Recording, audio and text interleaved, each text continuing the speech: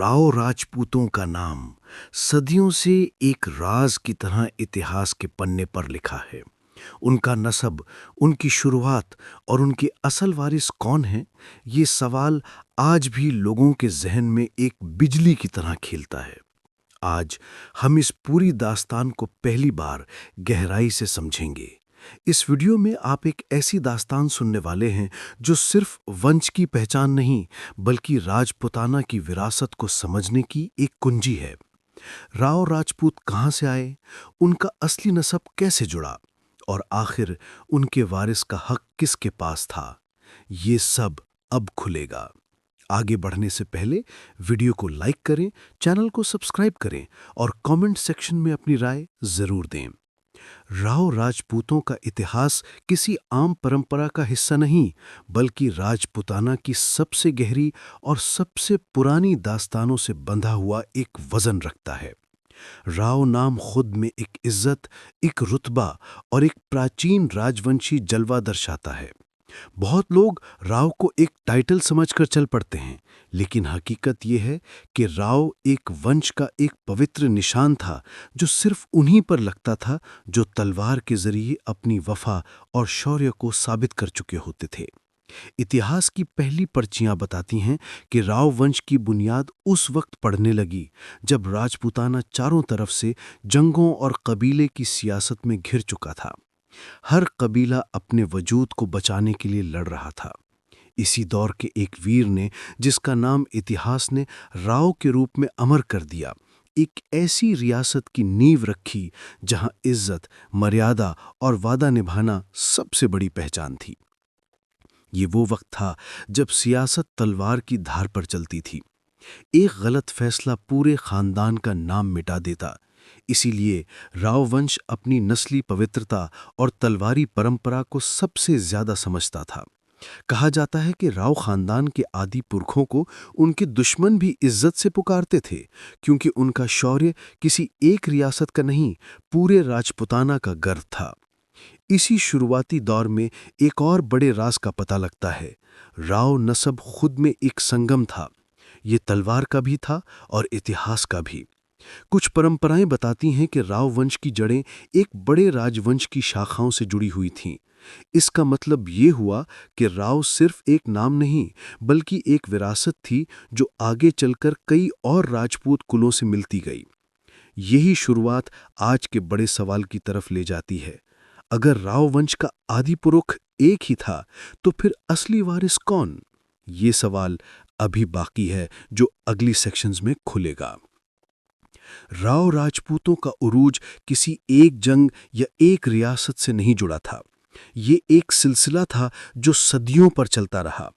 जब राजपुताना का हर क्षेत्र अपनी अलग रियासत और अलग खानदानी पहचान बना रहा था, राव वंश अपनी शौर्य परंपरा से एक पहचान बनाता जा रहा था जो आम लोगों से बिल्कुल मुख्तलिफ थी। उनका मकाम उस वक्त मजबूत हुआ जब उन्होंने राजस्थान के मुख्तलिफ इलाकों में अपनी छोटी छोटी ठिकानेदारियां और जागीरदारियों को एक सुथरी निज़ाम के साथ चलाया। ये जागीरें सिर्फ ज़मीन का टुकड़ा नहीं होती थीं। राव वंश के लिए ये उनका फ़र्ज था। ज़मीन की हिफाजत, लोगों की रखवाली और मर्यादा की रोकथाम। इसी वजह से आम लोग उन्हें सिर्फ एक सरदार नहीं, बल्कि एक राव साहिब के रूप में देखते थे। राव वंश ने कभी जंग से पीछे हटने की परंपरा नहीं रखी। उनका मानना था कि जंग से भागना वंश की शान को दाग लगाता है। इसीलिए जब भी राजपुताना किसी बाहरी हमले का शिकार होता, राव राजपूत सबसे पहले अपनी तलवार लेकर सीमा पर खड़े हो जाते थे। उनकी यही रवैती उन्हें बाकी कुलों से अलग बनाती है। राव राजपूतों के उरूज का सबसे बड़ा सबब उनकी वफा थी।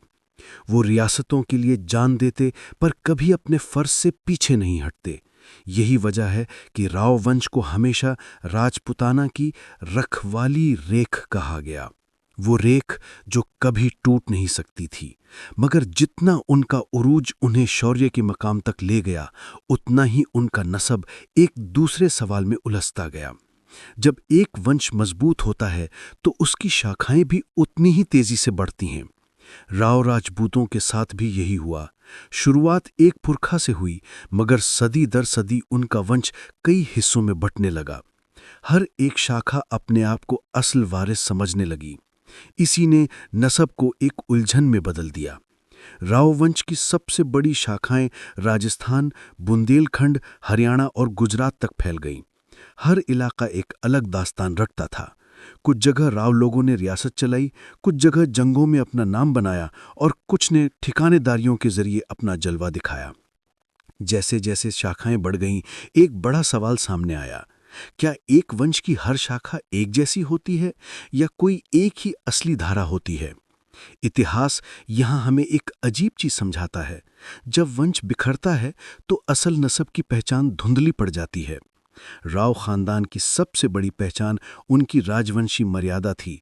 हर शाखा ने इस मर्यादा को बनाए रखने की कोशिश की, लेकिन कुछ जगह सियासत और जंगों के कारण नस्ब का दौर वीक पड़ने लगा। इतिहास ये भी बताता है कि कुछ राव शाखाएं एक दूसरे से मुखालिफत में भी आ गई थीं। एक वंश के अंदर ये तनाव असली वारिस के सवाल को और मुश्किल बना देता है। इस बिखराव के बावजूद एक बात कभी नहीं बदली। राव खानदान का राजवंशी खून कभी कमजोर नहीं पड़ा।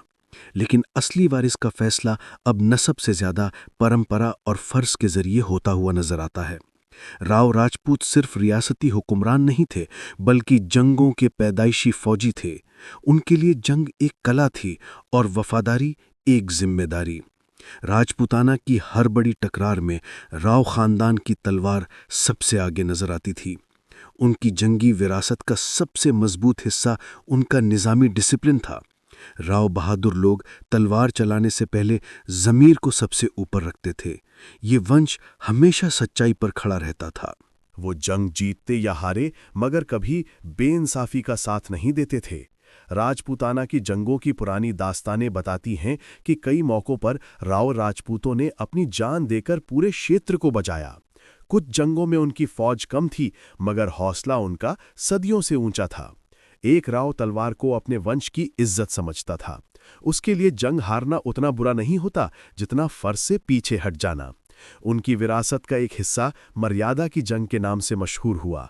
वो जंग जहां राव लोग बिना किसी लालच के लड़ते थे।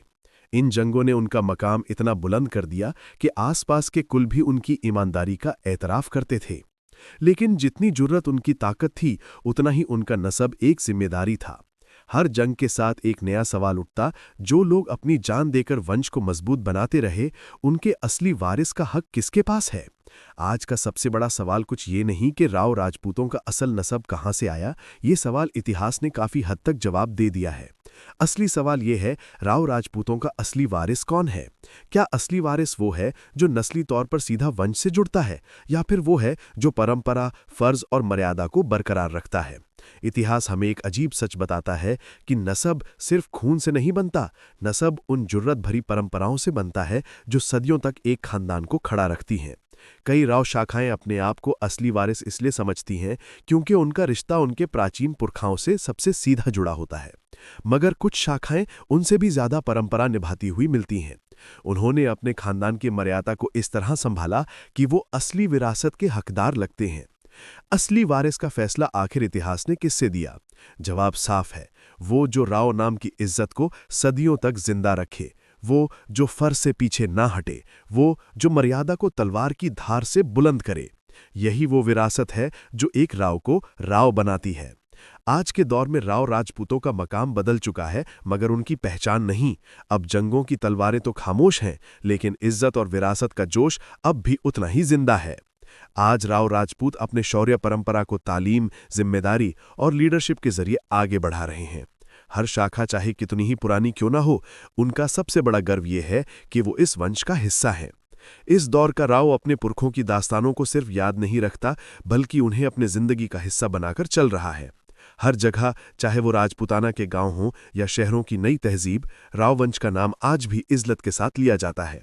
आज की नस्लें अपने खानदान का इतिहास जानकर सिर्फ फख्र महसूस नहीं करती, बल्कि उस विरासत को आगे चलाने का फर्ज भी अपना बनाती हैं। बिना जंग लड़ाए, बिना तलवार उठाए वो अपनी परंपरा को अदब, इंसाफ और वफादारी के जरिए जिंदा रख रही हैं। इतना सब होने के बाद भी एक सवाल अब भी जिंदा है, राव का असली वारिस कौन? इसका जवाब आज भी वही है जो सदियों पहले था। असली वारिस वो जो राव वंश की मर्यादा को अपने से ज्यादा कदर दे। अगर आप यहां तक पहुंच चुके हैं तो समझ लीजिए कि राव राजपूतों का इतिहास सिर्फ एक खानदान का नहीं बल्कि राजपूताना की रूह का हिस्सा है। असली वारिस का सवाल जितना गहरा है उतना ही खूबसूरत भी, क्योंकि इस वंश का असल वारिस वो है जो इसकी इज्जत को जिंदा रखे।